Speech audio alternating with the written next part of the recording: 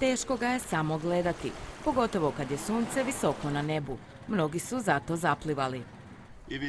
Odlično je. Prijatelj mi je rekao da je 20 stupnjeva, to je dobro. 1.5. Ja počinjem 1.5. svake godine. Od onda do danas ipak je ugrijalo. More je odlično je.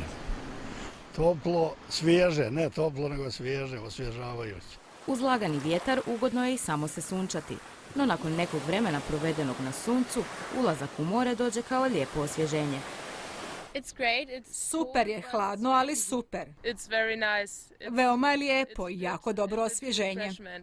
I dok se neki drže hlada, djeca se vesele moru. Ne obaziru se oni na temperaturu. Oni se ne boje, voda je malo hladna, ali oni samo uđu unutra i uživaju. Voda je jako dobra, došli smo u subotu i ostajemo tjedan dana u prekrasnoj Hrvatskoj. Na šljunku zadarskih kolovara uživa i ova obitelj.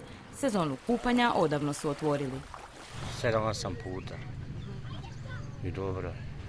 Kad je hladno, vanka na sunčanje, kad je toplije, malo uđemo i kupamo se i dobro. Koliko često idete na more ovako radnim danom? A skoro svaki dan, osim kad je bura. Pa najviše volim roniti, malo tražiti školjke i to mi je nešto onako najljepše. Ima tjedan dana ja se kupam. A imam još mjesec odmora i sve ću tu iskoristiti. Provesti odmor u Zadru u ovo doba godine i ne ući u more teško je zamislivo. Makar ga malo dodirnuti nogom, onako za uspomenu.